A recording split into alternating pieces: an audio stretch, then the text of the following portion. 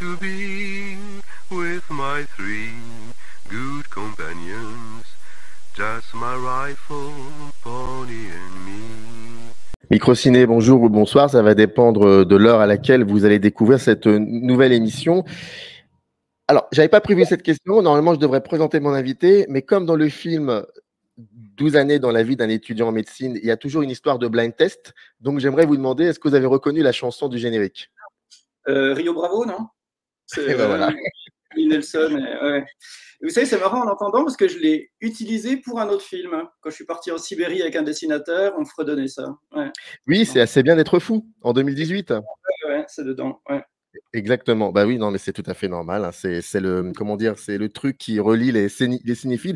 Et il y a beaucoup de cinéphilie dans le film qu'on va questionner aujourd'hui. En tout cas, Antoine Page, cinéaste, 12 années dans la vie d'un étudiant en médecine. Le film sort le 28 août.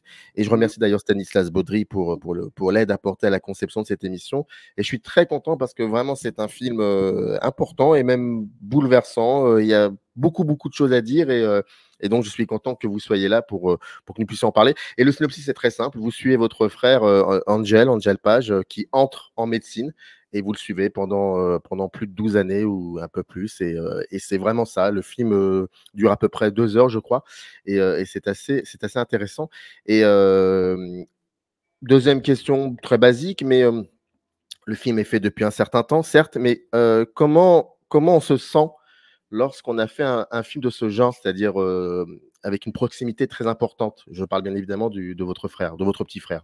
Ben, c'est un peu quelque chose qui m'a dépassé en fait. Je m'y attendais pas du tout à ça et c'est plutôt les premiers avis de spectateurs aussi qui m'ont fait ce retour-là, que ça évoquait bien sûr un médecin, mais mon frère, nos rapports entre frangins, plus la famille et tout ça, le décès de notre père. Donc c'est vrai que ça c'est quelque chose que j'avais pas anticipé et ça en fait quelque chose d'assez touchant pour moi. Mais il faudra que je vous parle un peu de comment ça s'est organisé, parce qu'il y a des choses que j'ai découvert, que mon frère a dites dans le film, que j'ai pas filmé moi-même. Donc là, il y a aussi eu ce retour assez intime, qui émanait vraiment de lui, encore, plus que moi, quoi, je dirais. C'est-à-dire qu'à un moment, il a pris le dessus, finalement, sur vos premières intentions de ce film? Ben oui, c'est devenu, disons, une collaboration, je dirais. Une co-création, c'est exagéré, hein, parce qu'il a pas réalisé, il n'était pas là pendant le montage, mais disons qu'il y a des choses qu'il a organisées lui-même. Par exemple, quand il est parti une année en Bulgarie en Erasmus, c'est lui qui s'est filmé en webcam, par exemple. Ça, moi, j'ai découvert les images des années après. Et puis, c'est lui qui organisait aussi un peu les tournages, qui en parlait au chef de service, et puis qui me permettait de venir à telle ou telle période, qui proposait aussi des sujets de discussion. Donc, c'est vrai que ça, c'était complètement nouveau dans ma manière d'appréhender mon travail. Et ça, c'est vraiment... ça a été une collaboration du début à la fin. Si j'ai ayant vu C'est assez bien d'être fou et ayant vu donc le dernier, j'ai cette sensation que le rapport que vous avez, qui est un rapport extrêmement organique au filmage, vous ne vous souciez absolument pas, et je trouve que c'est très intéressant, de la durée. C'est-à-dire que vous êtes là et il peut y avoir un surgissement du réel. Eh bien, s'il faut attendre, il faudra attendre. Et je trouve que le fait de suivre donc Angel pendant une durée indéterminée, j'ai l'impression que ça fait aussi partie du rythme, ça fait aussi partie de ce que vous êtes aujourd'hui, c'est-à-dire que vous êtes cinéaste, et ça fait partie aussi de votre rapport organique au cinéma. Mmh. Oui, bah, le temps, c'est vraiment un enjeu spécifiquement cinématographique, je trouve, enfin particulièrement cinématographique. Et oui, bah, c'est dû au fait de ma manière de travailler, en fait. En étant indépendant, j'essaye d'avoir le moins de pression financière et moi d'être maître vraiment des temps de tournage. Donc, j'accumule des images en général jusqu'au moment où je choisis de passer en montage. Mais c'est vrai que je force pas les rythmes, je force pas les temps, j'ai pas de deadline, j'essaye de voir où le projet m'amène et surtout je découvre le projet au fur et à mesure. Ça, c'est dû aussi au fait que je refuse d'écrire en fait les projets de documentaire, ou si je les écris, disons que c'est en cours de route pour avoir des financements, mais je me force absolument pas à suivre les choses que j'ai écrites à un moment donné. Donc, le documentaire s'écrit en cours de route, en cours de tournage. et peut m'amener dans des directions complètement autres que celles que j'avais imaginées au début. Et tout particulièrement sur un film comme ça. Parce que quand on filme un jeune adulte, mon frangin, quand je commence à le filmer, il a même pas 18 ans, je crois. Donc là, ce serait présomptueux de dire il va se passer ceci, cela, et de l'écrire en amont, en fait. Donc tout s'est construit petit à petit. Et moi, j'ai découvert, en fait, déjà les questionnements de mon frangin, à chaud, en fait, au moment où il les émet. Je suis là pour les enregistrer. Et c'est petit à petit une espèce de création, quoi, qui me permet de changer en cours de route, en fait, d'avoir plein de rythmes différents en fonction de ses rythmes à lui, enfin, de m'adapter, quoi. Donc, c'est sûr que je laisse du temps au projet, quoi. Je vais vous raconter une anecdote qui est très particulière, à degré moindre avec votre film. Il y a un documentaire qui était sorti début 2000 qui s'appelait Le Grand Jeu. Et c'est un film algérien réalisé par un cinéaste algérien documentariste qui s'appelle Malek Ben Smaïl et qui avait repris la même configuration que Raymond Despardon quand il suivait Giscard d'Estaing en 1974 et qui a donné le film Partie de campagne. Dans Le Grand Jeu, tout simplement, il filme, il suit un des candidats aux élections présidentielles algériennes de 2004 ou 2005, peu importe. Et le tenant, c'était Abdelaziz Bouteflika, et puis lui, il suivait celui qui était son ancien Premier ministre. Et en fait, bon, sans rentrer dans les détails, on va dire qu'en Algérie, le vote, c'est très compliqué. Donc, il savait pertinemment que Bouteflika allait gagner. Et je lui avais posé la question, je lui avais dit, mais pourquoi vous avez suivi ce candidat-là? Vous saviez quand même que c'était un peu compliqué. Je veux dire, les dés étaient déjà lancés. Et il a eu cette phrase, il m'a dit, non, non, non, il fallait que je me disais qu'il pouvait gagner. Et c'est parce que je me disais qu'il pouvait gagner qu'il fallait que je le suive. En fait, là, je ne vous demande pas est-ce que Angel va gagner, mais c'est plutôt le rapport à ça. C'est qu'il aurait pu, en cours de route, se dire j'arrête médecine et je vais faire autre chose. Et j'ai l'impression que dans cette manière de le filmer, dans la manière de prendre le temps aussi de l'écouter, c'est comme si peut-être inconsciemment, vous saviez qu'il allait aller jusqu'au bout. Ah oui, ce serait performatif. Ça, faudrait que je lui en parle, ça, de cette idée. Après, c'est vrai que moi, j'envisage pas mon travail comme… disons que je suis pas sensible aux grands sujets, pas particulièrement aux grands sujets. C'est-à-dire que tout potentiellement m'intéresse, et au moment où moi je lui ai proposé ça, l'idée c'était de le filmer sur le temps long. Mais en effet, j'avais aucune garantie qu'il passe la première année, par exemple. C'est quand même super compétitif, la médecine, donc… simplement, l'engagement, c'était qu'on aille au bout. On ne savait pas où. C'est comme pour C'est assez bien d'être fou. Hein. On ne savait pas où on allait, mais on y allait, disons. On fonçait, quoi. Et là, c'est pareil. On ne savait pas combien de temps durerait le film. On ne savait pas forcément, moi, la première année, si vraiment il ferait médecine, parce qu'il y a plein de paramètres qui pouvaient entrer en ligne de compte. Mais j'étais certain qu'il y aurait un film sur le temps long avec mon frère. Et j'étais sûr qu'il s'interrogerait, en fait, que quelle que soit la branche qu'il allait choisir, il se questionnerait sur la meilleure manière d'exercer, quoi. Et moi, c'est plutôt ça qui m'intéresse. Je ne crois pas qu'il y ait des métiers merveilleux et puis des sous-métiers. Je pense qu'il y a des manières d'exercer son métier, en fait. Et déjà, j'avais l'impression qu'il l'exercerait de manière, disons, humaniste, quoi. Et ça s'est confirmé, même plus que ce que j'imaginais au cours du film. Mais il aurait pu, en effet, changer de route. J'aurais pas du tout arrêté le documentaire, par exemple. S'il avait raté la première année et qu'il serait parti sur autre chose, pour moi, en tant que réalisateur de documentaire, c'est ça qui m'intéresse aussi. C'est les chemins de traverse, les changements de direction, enfin, tous ces trucs-là, quoi. Donc, mais oui, mais médecine, je suis content qu'il ait continué médecine. Ça intéresse du reste davantage les spectateurs et les exploitants de salles. Ils savent que c'est sur la médecine, ça les intéresse. S'il avait fait autre chose, peut-être ça aurait été plus difficile. Pourquoi mais les films étaient différents, je pense pas. Au niveau des questionnements, ils auraient pu être assez proches, ouais, je pense. Alors, le candidat dont je citais, c'était Ali Benflis. Je referme la parenthèse. Comment ça se passait au niveau du dérochage? Vous dérochiez au fur et à mesure ou vous vous permettiez d'attendre un certain temps pour pouvoir revenir sur ces images? Non, j'ai tout découvert au moment où j'ai décidé d'arrêter les prises de vue et de commencer le montage. 12 ans après, vous avez redécouvert des images. Mais comment ça se passe à ce moment-là? Parce que ça doit être très… Enfin, il y a l'émotion et puis il faut mettre l'émotion de côté. Comment… Je suis très curieux là.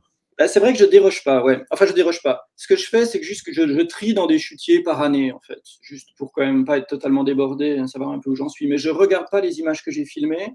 Donc, je finis par en avoir un souvenir de plus en plus flou à mesure que le temps passe.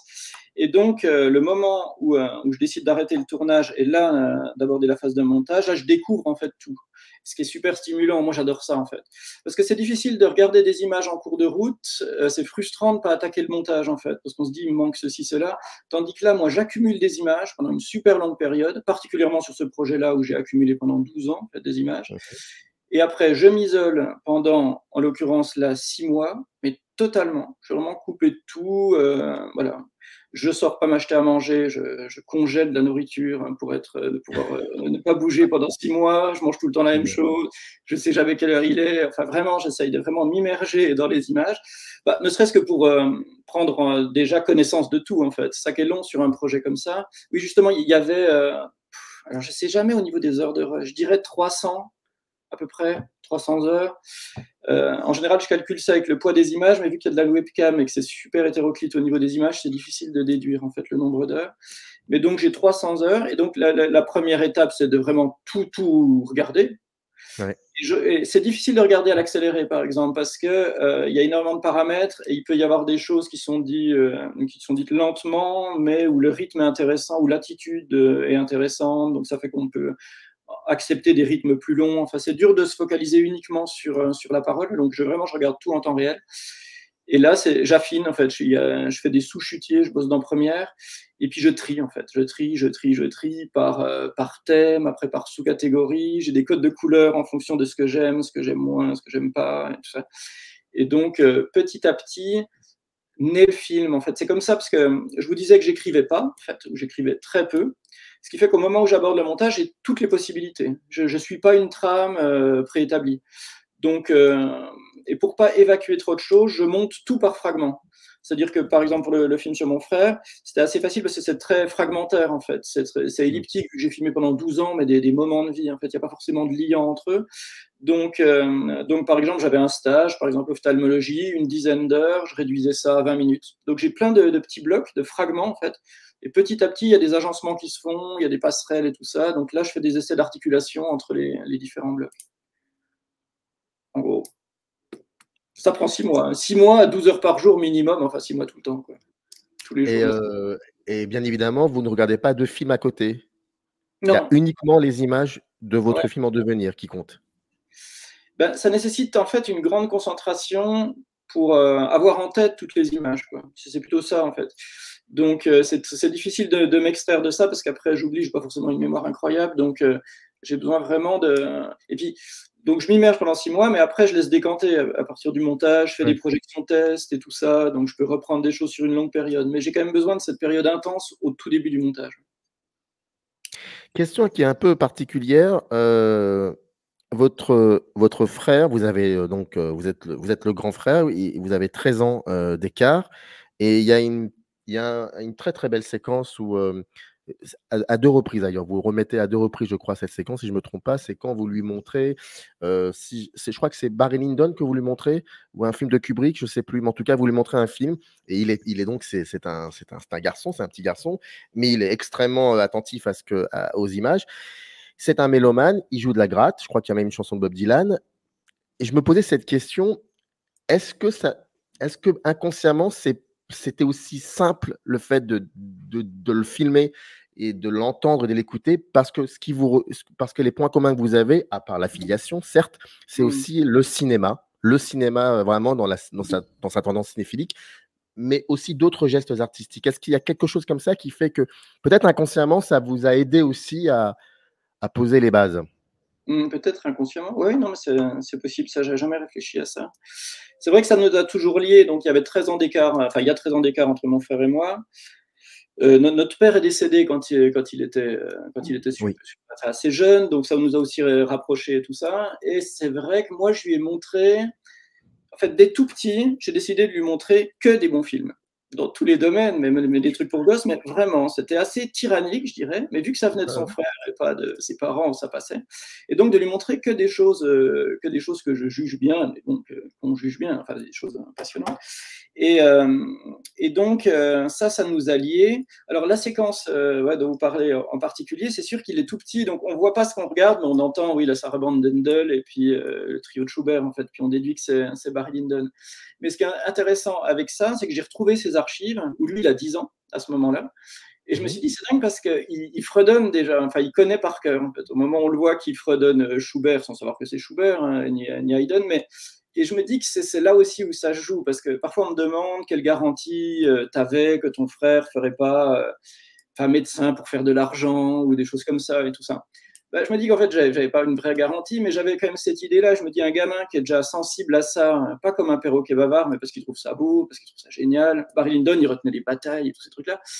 Je me dis, j'avais quand même la garantie qu'il allait réfléchir, quoi, qu'il serait ouvert d'esprit, parce que je pense que ça se joue là. Hein. Moi, je suis persuadé que. Ouais, c'est peut-être naïf, mais un gamin qui a 10 ans connaît par cœur, adore Barry Lyndon, je ne pense pas que ça puisse voter RN plus tard, par exemple. J'en suis persuadé. Je pense qu'on a des preuves à ce niveau-là. Je suis d'accord avec vous, je suis entièrement d'accord avec vous. Je suis persuadé que vraiment que la culture change le monde et que ça change des vies. Donc il y avait déjà ce truc-là qui nous liait par les films. Mais ça, au moment où j'aborde le film, moi, je ne me rends pas compte, en fait. C'est quand je commence à filmer que je m'aperçois qu'on fait des blind tests sur de la musique, c'est un peu un lien entre nous, donc je le mets aussi en scène quand je fais le montage. Je mets ça en. Ouais, c'est assez saillant, donc je le mets en valeur. Mais ouais, que la culture nous lie, oui. Et que la culture détermine ses choix, sa manière de réfléchir à sa manière d'exercer son futur métier, définitivement, je pense que ça c'est fondamental. Donc ça peut passer par le cinéma ou autre chose. C'est vrai que moi, c'était par le cinéma, vraiment. Mais pour mon frère, ce qui était dur, je me souviens en première année, c'était justement de un peu faire le deuil ou de mettre de côté tout ça, en fait, de plus aller voir de films, de plus jouer de la musique, parce que c'est complètement exclusif, les études de médecine. C'est complètement chronophage et il n'y a absolument pas la latitude ou le temps de faire quoi que ce soit d'autre. Donc, il faut accepter de sacrifier ça, en fait. Lui, ça le passionnait, ça. Il a toujours adoré dessiner aussi. Donc, c'est là où moi, j'étais plus... je me disais, est-ce qu'il va... parce qu'il s'intéressait à la médecine, mais je me disais, est-ce qu'il s'intéresse assez au point de sacrifier tout ça, quoi. Et de fait, après, il a dégagé de plus en plus de temps, donc il a pu de nouveau se réintéresser à d'autres choses, quoi. Et ce qui est intéressant aussi, ce que l'on suit pendant plus de 2 heures, c'est cette conscience politique qui s'affirme de plus en plus. Parce que c'est vrai que depuis maintenant une vingtaine de minutes, je vous pose des questions sur la cuisine interne. Mais en même temps, c'est très important, la mise en scène, surtout. Enfin, c'est très important. Mais il y a aussi, on le voit en train d'évoluer en tant que médecin, il y a cette conscience politique. Et puis à la fin, il y a cette conversation qui est génialissime, où à un moment, il dit pour que les choses quand même soient un peu plus, progressent, il faut voter à gauche. J'ai trouvé ça juste génial. Et c'est là où je voulais en venir. C'est que vous êtes aussi témoin de cette conscience politique qui évolue, parce qu'il faut savoir que, sans rentrer dans les détails, mais on va dire que votre frère choisit de pratiquer la médecine dans un endroit bien particulier, pour des personnes bien particulières, et c'est assez intéressant, ça aussi. Donc, vous êtes témoin d'une conscience qui s'éveille, qui s'affirme. Complètement, ouais.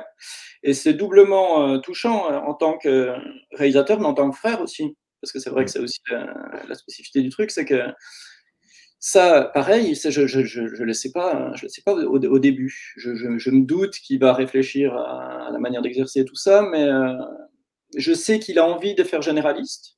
Mais bon, pareil, c'est une idée. C'était aussi un peu le déterminisme social du fait que notre père fasse généraliste. Enfin, au début, il se calque plutôt là-dessus. Et je vois que petit à petit, il s'affranchit de ça.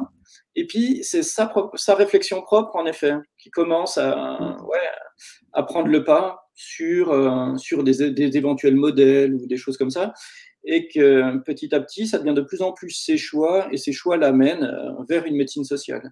Donc ça c'est génial. Enfin, pour moi, c'est génial parce que ça recoupe des choses auxquelles je pense. Pour le coup, on est assez liés par rapport à ça.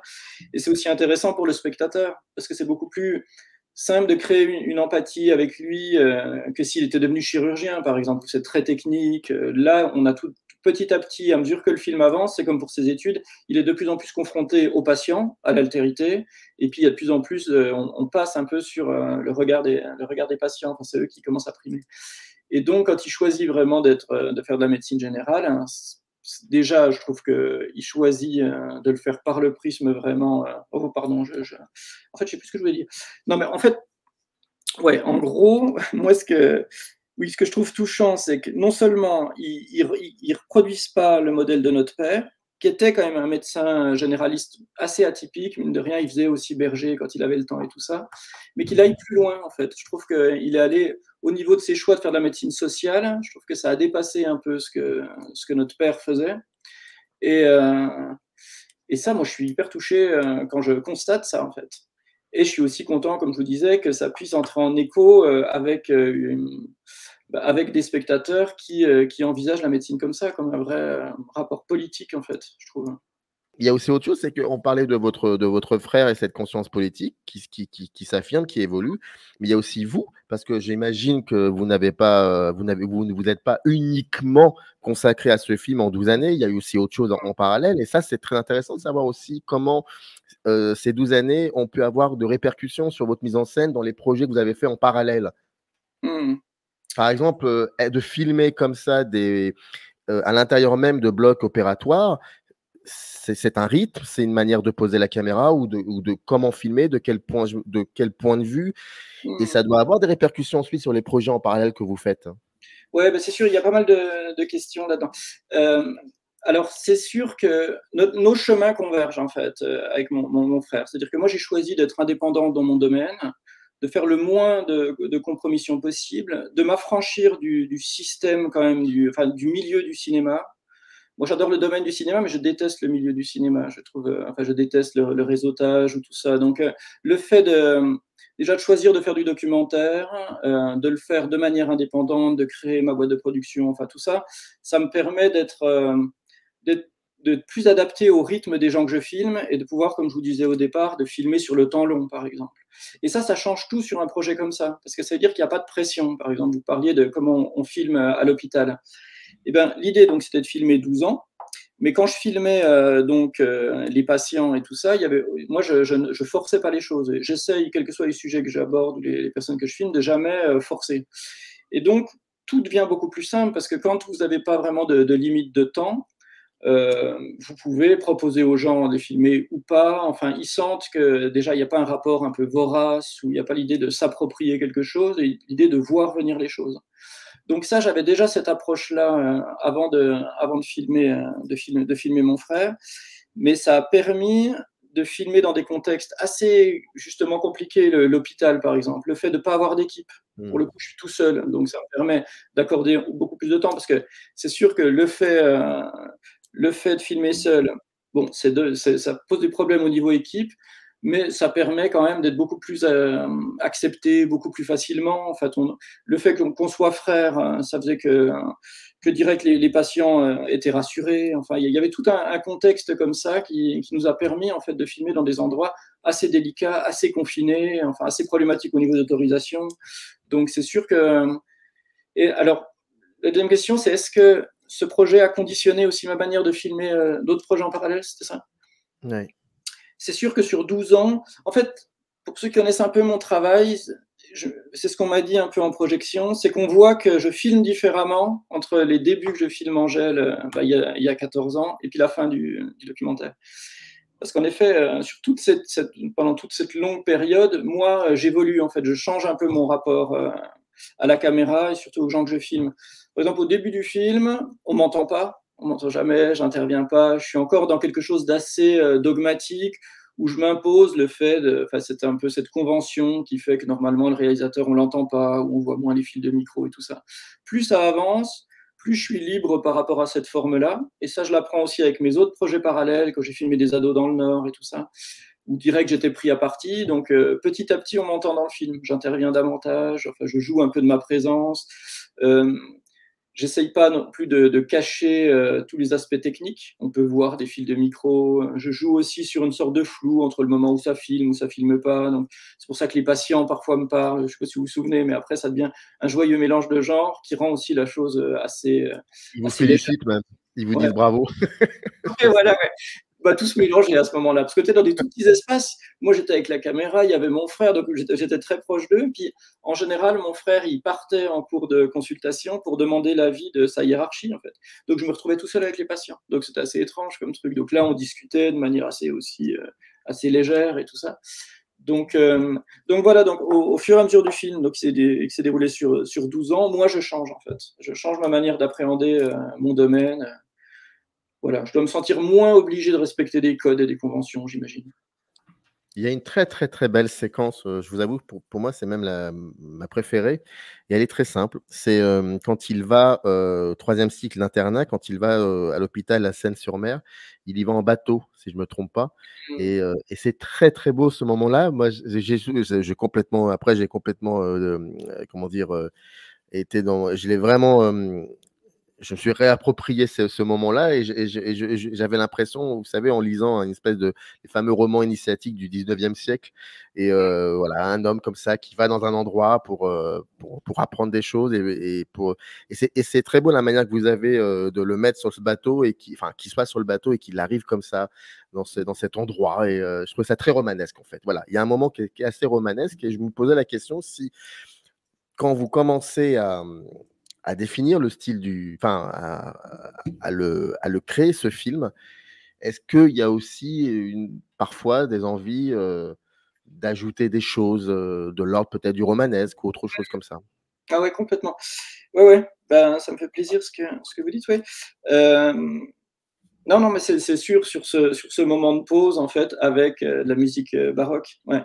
Ben, c'est-à-dire que quand je filme, c'est assez naturaliste, en fait, les prises de vue, surtout sur un projet comme ça. Bon, c'est assez bien d'être fou, c'est plus travailler au niveau de l'image. Mais là, les enjeux, c'était pas d'avoir une image légère ou très, très esthétique, ou voilà. Parce que il fallait s'adapter aussi à plein de situations, et l'enjeu, c'était vraiment la durée. Sauf qu'au moment où après j'aborde le montage, c'est là où j'essaye de créer du cinéma, en fait, de transformer ces moments naturalistes en cinéma, de les rendre cinégéniques et puis de créer une histoire. Et en effet, le côté romanesque, ça compte à fond pour moi. Donc là, vu qu'il y avait plein de blocs de séquences, généralement, j'essaye de trouver le rythme adapté à chaque moment. C'est pour ça que au début, c'est pas monté de la même manière. Il y a des choses qui sont uniquement en plan séquence, il y a des choses qui sont plutôt très fragmentées, très montées, où là, il y a pas mal de plans. Il y a des moments que je monte vraiment sur la musique. J'utilise du Vivaldi pour créer, justement, à un moment donné, quand il va au résultat de ses examens. Là, il faut créer du suspense, en fait. Et c'est là où je joue sur les ressorts cinématographiques, en fait, sur tout ce qui peut justement créer du mouvement, des émotions, en fait, surtout. Et donc à ce moment-là, il y a les pauses dans le récit. En effet, là, quand vous en parlez, quand il est sur le bateau, le côté récit d'apprentissage aussi, ça j'ai découvert petit à petit, vous en parliez, mais ça c'est important pour moi. Donc c'est créer du cinéma et c'est aussi jouer sur quand même les codes ciné. C'est pour ça qu'il y a aussi des évocations de films, de blind test et tout ça, qui permettent de rentrer en écho, de provoquer peut-être un écho chez le spectateur et puis ouais, de jouer aussi de cette connivence. Donc tout le long, il y a ça, il y a l'idée d'être finalement antinaturaliste dans le montage, alors que les prises de vue le sont, quoi. Mais de créer du récit, oui. Et de réussir à émouvoir, mais avec des manières différentes. C'est-à-dire qu'il n'y a pas de doxa, j'ai pas un critère, je ne sais pas comment je vais filmer avant d'aborder le film, et j'essaye plutôt de m'adapter aux différents moments. Vous voyez, quand il est en voiture à un moment donné, qui parle de la fin de vie, là, c'est un seul plan séquence, parce que ce serait grossier de monter, de surcouper. Du reste, quand je coupe, en général, je matérialise par un noir pour assumer vraiment les coupes. Il n'y a jamais de plan de coupe, par exemple. Je ne filme jamais à 2 caméras. Il n'y a jamais la volonté de gommer les fragments, les séparations, en fait, et les manques, quoi. Quand je coupe, je le montre. Et sinon, j'utilise au maximum les plans séquences, même s'il y a des moments un peu plus faibles dans la parole. Ouais. Le 28 août, donc Toubib, 12 années dans la vie d'un étudiant en médecine. Le film est vraiment, je le disais dès le début, qu'il est assez remarquable. Il faut absolument aller le voir. Et une dernière question, pourquoi le film se termine sur « à suivre » ? Ouais.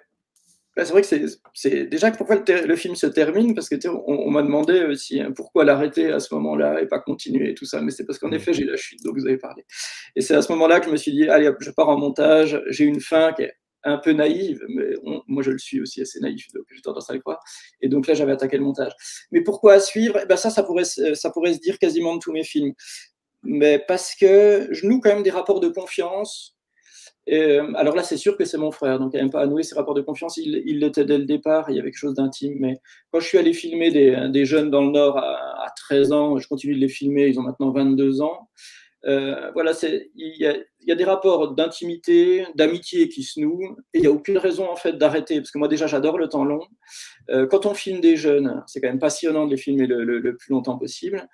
Donc même quand j'ai filmé le Cirque Plume, c'est des amis, donc je pourrais maintenant faire un film sur des vieux du Cirque Plume, ou des trucs comme ça. Donc il y a ce lien quand même, moi je pense indéfectible, qui se noue avec toutes les personnes avec qui j'ai travaillé, qui fait que c'est toujours simple de continuer et ça donne toujours envie. Et là, mon frère, ce serait différent. Je pense que maintenant, je le filmerais. Maintenant, il travaille au sein de cette disons, maison de santé à Marseille. Donc l'idée, là, ce serait plutôt de le filmer longtemps dans un endroit. C'est ça qui est un peu frustrant avec ce film, c'est que l'enjeu, c'était de filmer plein d'endroits sur une longue période, mais peu à chaque fois. Donc ça, moi, j'étais un peu frustré, parce qu'il y a des endroits où on a envie de rester.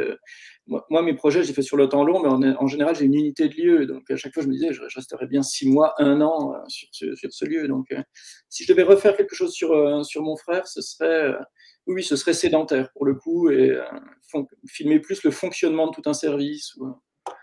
Donc à suivre, éternellement. Ouais. Éternellement. Comme disait Chabrol dans l'enfer, même si le sujet est différent, sans fin. À la fin, Ouais, il mettait sans fin. Ouais. Mais le sujet est différent. Voilà, je préviens quand même. Merci beaucoup, Antoine Page, en tout cas, d'avoir pris le temps de répondre à mes questions. Et je rappelle, le film, c'est le 28 août, et 12 années dans la vie d'un étudiant en médecine, et allez le voir. Il est vraiment magnifique. Merci beaucoup. Merci. Générique. In the canyon, that's where I long to be, with my 3 good companions, just my rifle, pony